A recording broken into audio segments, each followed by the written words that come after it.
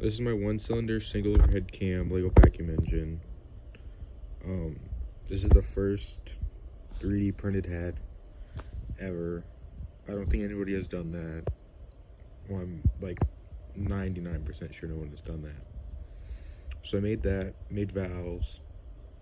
I'm using Pilot G2 pin springs from a 0.5 millimeter pin because 0.7s are different. They're a little bit thicker, so yeah.